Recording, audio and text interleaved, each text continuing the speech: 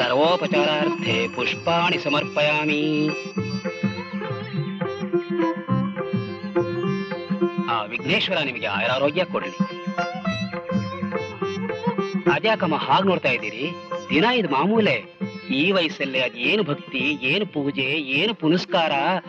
ಆಹಾ, ಇಂಥವ್ರು ಸಾವಿರಕ್ಕೊಬ್ರಿಲ್ಲ ಅಮ್ಮ. ಲಕ್ಷಾಂತರ ರೂಪಾಯಿ ಹಣ ಇದ್ರು ಒಂದ್ ಅಹಂ ಆಗ್ಲಿ, ಒಂದು ಗತ್ತಾಗ್ಲಿ, ಒಂದ್ ದರ್ಪ ಆಗ್ಲಿ ಇವ್ರ ಹತ್ರ ಇಲ್ಲ ಅಮ್ಮ. ದಾನೇಶ್ವರ ಕರ್ಣ ಅಂತ ಇಂಥವ್ರಿಗೆ ನೀವ್ ಹೇಳ್ಬೇಕು. ಇನ್ನು ಕಾಲ ಕಾಲಕ್ಕೆ ಮಳೆ ಬೆಳೆ ಆಗ್ತಿರೋದು ಅಂದ್ರೆ ಇಂಥವ್ರು ಇರೋದ್ರಿಂದಾನೇ ಅಮ್ಮ. ಪೂಜಾರ್ರೆ, ಬೇರೆಯವ್ರ ಮುಂದೆ ನನ್ನನ್ನು ಇಷ್ಟು ಹೊಗಳಿದ್ರೆ ನನಗೊಂಥರ ಆಗುತ್ತೆ. ನನ್ನ ಹತ್ರ ಎಷ್ಟು ದುಡ್ಡಿದ್ರಿಗೇನು, ಎಲ್ಲ ಆ ಭಗವಂತ ಕೊಟ್ಟಿದ್ದಾನೆ. ಅನಾಥ ಮಕ್ಕಳಿಗೆ, ಬಡವರಿಗೆ, ನೊಂದ ಹೆಣ್ಣು ಮಕ್ಕಳಿಗೆ ನನ್ನ ತನು ಮನ ದನ ಎಲ್ಲ ಅರ್ಪಿತ ಪೂಜಾರ್ರೆ. ನಾನಿನ್ ಬರ್ತೀನಿ. ಅಮ್ಮ ಪ್ರಸಾದ ಹಿಡೀರಿ. ನಾನು ಬರ್ತೀನಿ.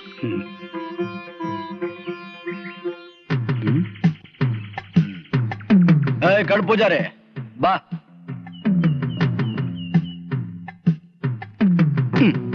ಬುದ್ಧಿ ತೋರಿಸ್ಬಿಟ್ಟೆ ನೋಡ್ದ್ಯಾ? ಕಟ್ಟು ಸರಿಯಾಗಿದೆ, ಮಧ್ಯ ಒಂದ್ ನೋಟು ಇಲ್ಲಿದ್ಯಾ? ನನ್ ಹೆಂಡತಿ ಒಂದ್ ಸೀರೆ ಬೇಕು ಅಂತ ಹೇಳಿದ್ಲು, ಅದಕ್ಕೆ ಕೊಡ್ಸೋಣ. ಮೊದಲು ಇಲ್ಲಿ ನಿಂತಿದ್ದಲ್ಲ ಹುಡುಗಿ, ಅವಳ ಮನಸ್ಸಿಗೆ ಹೇಗಾದ್ರೂ ನನ್ ಕಡೆ ವಾಲೋ ಹಾಗೆ ಮಾಡ್ಬೇಕು. ಇಲ್ಲದೆ ಹೋದ್ರೆ ನನ್ನ ಹ್ಯಾಂಡ್ ಪವರ್ ಗೊತ್ತಲ್ಲ, 200 ಕಿಲೋಮೀಟರ್ ಸ್ಪೀಡ್. ಈ ವಯಸ್ಸಲ್ಲಿ ತಡ್ಕೊಳಕ್ ಆಗಲ್ಲ. ಹುಷಾರು ತಗೋ. ನಾವ್ ಒಬ್ಬರನ್ನೊಬ್ರು ಪ್ರೀತಿಸಿದೀವಿ ಅಂತ ನಮ್ಮ ಅಣ್ಣಂಗೊಂದ್ ಮಾತು ಹೇಳಿದ್ರೆ ಚೆನ್ನಾಗಿರ್ತಿತ್ತು. 6 ತಿಂಗಳಷ್ಟೇ ಮರಿ. ನಿಮ್ಮ ಅಣ್ಣ ಹೊರಗಡೆ ಬಂದಿದ ತಕ್ಷಣ ಈ ವಿಷಯ ಕೇಳಿ ಎಷ್ಟು ಸಂತೋಷ ಪಡ್ತಾರೆ ಗೊತ್ತಾ? ಬೇರೆಯವ್ರ ಬಾಯಿಂದ ಈ ವಿಷಯ ಗೊತ್ತಾಗೋಕ್ಕಿಂತ ಮುಂಚೆ ನಾವೇ ತಿಳಿಸಿದ್ರೆ ಒಳ್ಳೇದಲ್ವಾ?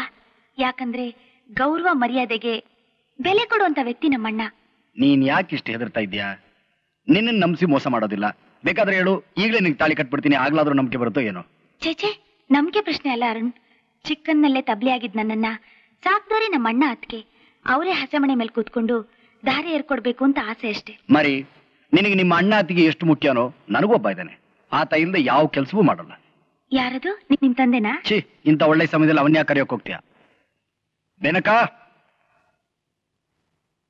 ಮರಿ, ಈತನೆ ನನ್ನ ತಂದೆ ತಾಯಿ ಬಂಧು ಬಳಗ ಸರ್ವಸ್ವ ಈತನ ಮೇಲೆ ಪ್ರಮಾಣ ಮಾಡಿ ಹೇಳ್ತಾ ಇದ್ದೀನಿ. ನಿನಗೋಸ್ಕರ ನನ್ನ ತಂದೆ ಆಸ್ತಿ ಪಾಸ್ತಿ ಎಲ್ಲ ಬಿಡೋಕ್ಕೂ ಸಿದ್ಧ. ಆದ್ರೆ ಯಾವುದೇ ಕಾರಣಕ್ಕೂ ನೀನು ಬಿಡೋದಿಲ್ಲ. ಇವತ್ತು ಒಳ್ಳೆ ದಿನ. ಮರಿ, ಈ ಹಾರ ಹಾಕಿ ಆ ನನ್ನ ತಂದೆ ಮೇಲೆ ಪ್ರಮಾಣ ಮಾಡಿ ಹೇಳ್ತಾ ಇದ್ದೀನಿ, ಇವತ್ತಿನಿಂದ ನೀನು ನನ್ನವಳು. ಮರಿ, ನೀನು ಬಿದ್ದೆ, ನನ್ನ ಹೃದಯದ ಬಲಿನಲ್ಲಿ ಬಿದ್ದೆ. ಅರುಣ್, ಇವತ್ ನನ್ಗೆ ಎಷ್ಟು ಸಂತೋಷ ಆಗ್ತಿದೆ ಗೊತ್ತಾ? ಎಷ್ಟು ಸಂತೋಷ ಆಗ್ತಿದೆ ಮರಿ. ಮರಿ ಮರಿ ಮರಿ.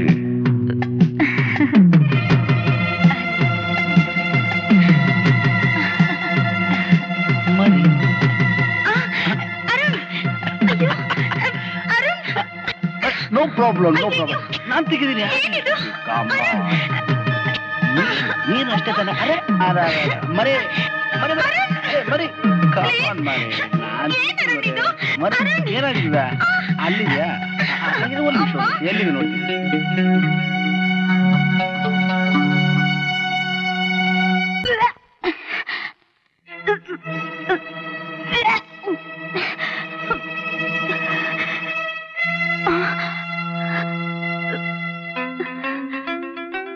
ಏನ್ ವಿಷಯ? ಏನಿಲ್ಲ ಅದಕ್ಕೆ. ನನ್ನ ಹತ್ರ ಸುಳ್ಳು ಹೇಳ್ಬೇಡ. ನಾನು ನಿನ್ ಬದಲಾವಣೆನ ಗಮನಿಸ್ತಾನೇ ಇದ್ದೀನಿ. ನಿಜ ಹೇಳು, ನೀರ್ ಹಾಕೊಂಡು ಎಷ್ಟು ದಿವಸ ಆಯ್ತು? 3 ತಿಂಗಳಾಯ್ತು. 3 ತಿಂಗಳು? ಅಣ್ಣನಿಗೆ ಜೈಲ್ನಲ್ಲಿ 6 ತಿಂಗಳು, ತಂಗಿಗೆ ಮದುವೆ ಆಗ್ತೇನೆ 3 ತಿಂಗಳು. ಏನಾಗ್ಬೇಕಿತ್ತು? ಇವತ್ತು ಇವ್ರ ಯಜಮಾನ ಜೈಲಿನ ಬಿಡುಗಡೆ ಆಗ್ತಿದ್ದಾರೆ. ಅವ್ರನ್ನ ಕರ್ಕೊಂಡು ಹೋಗೋಣ ಅಂತ ಬಂದ್ವಿ. ಯಾರು? ಜಗನ್ನಾಥ್ ಅಂತ. ಪತ್ರಕರ್ತ ಜಗನ್ನಾಥ? ಹೌದು. ಬಹಳ ಒಳ್ಳೆ ಮನುಷ್ಯ. ಅವ್ರು ಬಿಡುಗಡೆಯಾಗಿ ಅರ್ಧ ಗಂಟೆ ಆಯ್ತು, ಆಗ್ಲೇ ಹೊರಟೋದ್ರಲ್ಲ.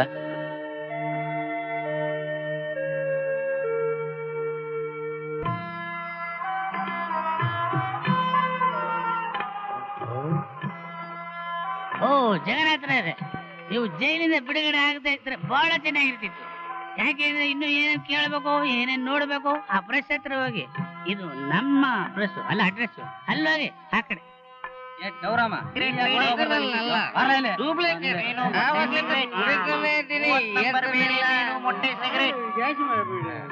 ಮೀನು ಮೊಟ್ಟೆ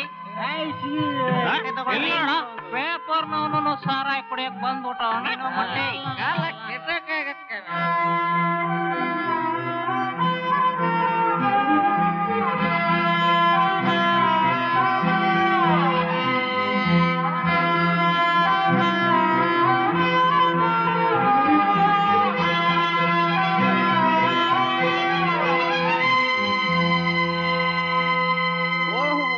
ಜಗನ್ನಾಥರಾಯರು ಜಗನ್ನಾಥರಾಯರು ಪ್ರಶ್ನೆ ಆಗಿದೆ ಅಂತ ನೋಡ್ಕೊಂಡು ಹೋಗಕ್ ಬಂದ್ರ ಲೇ ಡೌರಾಮ ಸಾಹೇಬ್ರಿಗೆ ಅದು ಏನಿರ್ಬೇಕು ಎಲ್ಲ ಕೊಟ್ಬಿಡು, ಕಾಸ್ ನಾನ್ ಕೊಡ್ತೀನಿ, ಮಜಾ ಮಾಡ್ಲಿ.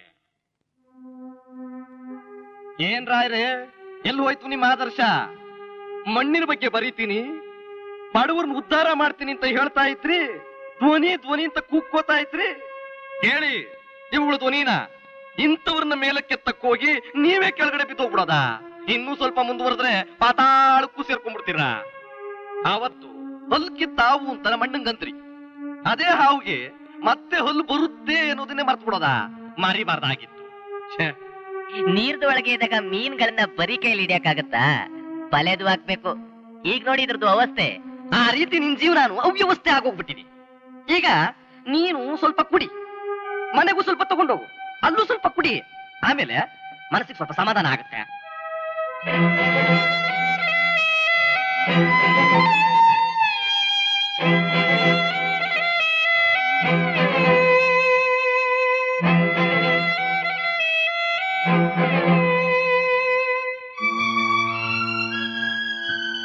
ಏನು ಅಂದ್ರೆ?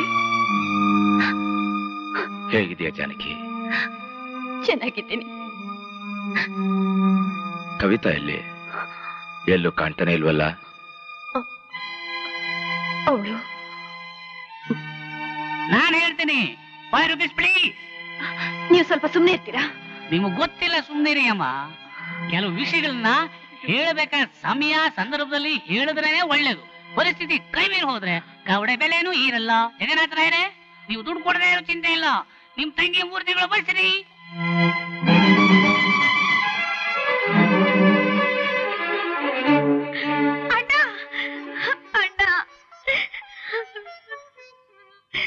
ಅಮ್ಮ ಕವಿತಾ, ನಾನ್ ಕೇಳಿದ ಸುದ್ದಿ ಸುಳ್ಳಂತ ಹೇಳ್ಬಿಡಮ್ಮ. ನನಗ್ ಚೆನ್ನಾಗ್ ಗೊತ್ತು ನನ್ನ ತಂಗಿ ದುಡ್ಕೊಳ್ಳಲ್ಲ ಅಂತ. ಒಂದೇ ಒಂದ್ಸಾರಿ ಆ ಕುಡ್ಕನ್ ಮಾತು ಸುಳ್ಳಂತ ಹೇಳ್ಬಿಡಮ್ಮ. ಹೇಳ ಕವಿತಾ.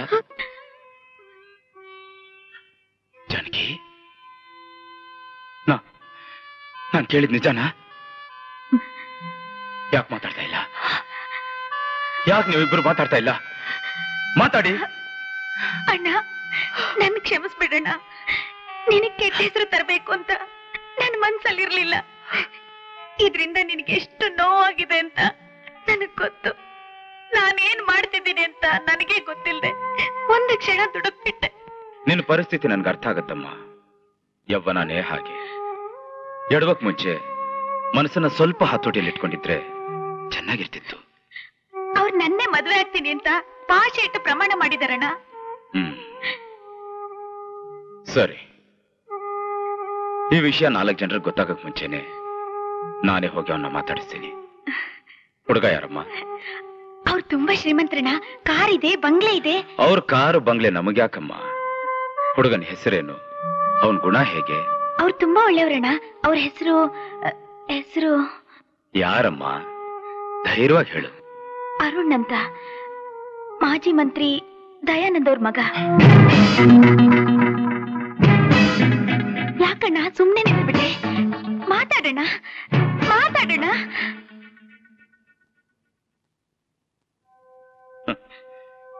ಏನಂತ ಮಾತಾಡ್ಲಮ್ಮ? ನನ್ ತಂಗಿ ವಿದ್ಯಾವಂತೆ, ಒಳ್ಳೆ ಹುಡುಗನ್ನೇ ಆರಿಸ್ಕೊಂಡಿದ್ದಾಳೆ. ಅವನ ಹತ್ರ ಕಾರ್ ಇದೆ, ಬಂಗ್ಲೆ ಇದೆ, ಆಸ್ತಿ ಇದೆ, ಅಂತಸ್ತಿದೆ ಅಂತ ಈ ಊರೆಲ್ಲ ಕುಣದಾಡಿ ಹೇಳ್ಕೊಂಡ್ ಬರ್ಲೇನಮ್ಮ. ಸಾವಿರಾರು ಜನರ ಸಮಾಧಿಗಳ ಮೇಲೆ ಅವನ್ ಕಟ್ಟಿರೋ ಮಹಾಲು ಬಂಗ್ಲೆ ಮನೆ ಅಲ್ಲಮ್ಮ. ಕವಿತಾ, ನೀನೊಬ್ಬ ಭಿಕ್ಷಕನ್ನ ಪ್ರೀತಿಸಿದ್ದೀನಿ ಅಂತ ಹೇಳಿದ್ರೆ ನಾನ್ ಸಂತೋಷವಾಗಿ ಮದುವೆ ಮಾಡ್ಕೊಡ್ತಿದ್ದೆಮ್ಮ. ಆದ್ರೆ ಒಬ್ಬ ರಾಕ್ಷಸನ್ ಮಗನ್ ಕೈಲಿ ಸಿಕ್ಕಾಕೊಂಡಿಲ್ಲ. ನೋ, ನಾನಿದಕ್ಕೊಪ್ಪಲ್ಲ, ಖಂಡಿತ ಒಪ್ಪಲ್ಲ. ಅವರಪ್ಪ ನಿನಗೆ ಅನ್ಯಾಯ ಮಾಡಿರ್ಬಹುದು, ಆದ್ರೆ ಮಗ ಮಾಡಿಲ್ವಲ್ಲ? ಕವಿತಾ, ಕವಿತಾ, ಕೆಲವು ವಿಚಾರಗಳು ನಿನ್ಗೆ ಅರ್ಥ ಆಗಲ್ಲಮ್ಮ. ತನ್ನ ಮಗನ್ನ ನಿನ್ನ ಎದುರಿಟ್ಕೊಂಡು ನನ್ನನ್ನ ಬಲಿಪಶುವಾಗಿ ಮಾಡಕ್ ಹೊರಟಿದಾನಮ್ಮ ದಯಾನಂದ.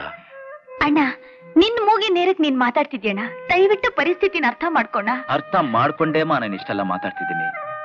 ನೋಡು, ನಮ್ಮಮ್ಮ ಸತ್ತಾಗ ನೀನಿನ್ನೂ ಹಸುಗೋಸು, ಅಮ್ಮನ ಪಡಿ ಹಚ್ಚಿ ನಿನ್ ಮುಖ ನೋಡ್ತಾ ಇದ್ರೆ ಅಗಲಿದ ನಮ್ಮಮ್ಮನ ಮುಖ ನೋಡ್ತಾ ಇದ್ದೀನಿ ಅನ್ನೋ ತೃಪ್ತಿ ನನಗೆ. ಸತ್ತೋದ ನನ್ನ ಮಗಳ ಮೀರಾ ಬಗ್ಗೆ ನನ್ಗೆ ಎಷ್ಟೇ ದುಃಖ ಆದ್ರೂ ನನ್ನನ್ನೇ ನಾನು ಸಮಾಧಾನ ಮಾಡ್ಕೊತಿದ್ದೆ. ನನ್ನ ಮಗಳು ನನ್ನ ತಂಗಿ ರೂಪದಲ್ಲಿ ನನ್ನ ಹತ್ರನೇ ಇದ್ದಾಳಲ್ಲ ಅಂತ. ಕವಿತಾ, ಯಾವತ್ತೂ ನಿನ್ ಮನಸ್ಸು ನೋಯಿಸ್ತಾ ಇರೋನು ಇವತ್ತು ನೋಯಿಸ್ಬಿಟ್ಟೆ. ಯಾಕೆ ಗೊತ್ತಮ್ಮ, ನೀನ್ ಸಂತೋಷವಾಗಿರೋದನ್ನ, ನೀನ್ ಸುಖವಾಗಿರೋದನ್ನ ನನ್ನ ಕೊನೆಯ ಉಸಿರೋವರೆಗೂ ನೋಡ್ಬೇಕು ಅನ್ನೋ ಆಸೆಯಿಂದ ಅಮ್ಮ. ನಿನಗೆ ಅಷ್ಟೊಂದು ಪ್ರೀತಿ ನನ್ ಮೇಲಿದ್ರೆ, ನಾನ್ ಸುಖವಾಗಿರ್ಬೇಕು ಅನ್ನೋ ಆಸೆ ನಿನಗಿದ್ರೆ ಯಾಕಣ್ಣ ಈ ಮದ್ವೆಗೆ ಒಪ್ಕೋಬಾರ್ದು? ಯೋಚನೆ ಮಾಡುವಂಥದ್ದು ಏನ್ರಿ ಇದೆ? ಆದದ್ದಾಗೋಯ್ತು. ಕವಿತನ ಮುಂದಿನ ಭವಿಷ್ಯ ನೋಡ್ಬೇಕಾದ್ದು ನಮ್ ಧರ್ಮ ಅಲ್ವೇ? ಹೋಗಿ ದಯಾನಂದನ ನೋಡ್ಕೊಂಡ್ ಬನ್ನಿ ಅಂದ್ರೆ. ಹೇಗ್ ಹೋಗ್ಲಿ ಜಾನಕಿ, ಹೇಗ್ ಹೋಗ್ಲಿ? ನನ್ನ ದೇಹನ ಒಂದು ಹಿಡಿ ಮಾಡ್ಕೊಂಡು, ನನ್ನ ಆತ್ಮ ಗೌರವನ ಕುಗ್ಗಿಸ್ಕೊಂಡು ಅವನ ಮುಂದೆ, ನಮ್ ಸಂಸಾರನ ಹಾಳು ಮಾಡ್ದ ದಯಾನಂದನ ಮುಂದೆ ನನ್ನ ತಂಗಿಗೊಂದು ಬಾಳ್ ಕೊಡಿ, ನಿಮ್ ಮಗನ ನನ್ನ ತಂಗಿಗೆ ತಂದ್ಕೊಡಿ ಅಂತ ಲಾಚ್ಬೇಕಾ ಹೇಳು? ಇದ್ರಲ್ಲಿ ಗೌರವ ಪ್ರತಿಷ್ಠೆ ಏನ್ ಬಂತು? ನೀವ್ ಅವ್ರ ಹತ್ರ ಹೋಗ್ತಿರೋದು ನಿಮ್ ತಂಗಿ ಸುಖಕ್ಕಾಗ್ತಾನೆ. ಮೀರಾ ಸತ್ತ ಮೇಲೆ ನಮ್ಗಿನ್ಯಾರೇ ಇದ್ದಾರೆ? ಕವಿತನ ಬಿಟ್ಟು ಇಲ್ಲಿ ನೋಡಿ, ನನಗೋಸ್ಕರ ಹೋಗಿ ಅಂದ್ರೆ, ಅದಕ್ಕೆ ನೀವ್ಯಾಕೆ ಅವ್ರನ್ನ ಬೇಡ್ಕೋತಾ ಇದ್ದೀರಾ? ಅವ್ರದ್ದು ಕಲ್ ಮನ್ಸು, ಕರ್ಗೊಲ್ಲ. ಎಷ್ಟೇ ಆಗ್ಲಿ ನಾನು ಅವ್ರ ತಂಗಿ ತಾನೆ, ಮಗಳಲ್ವಲ್ಲ?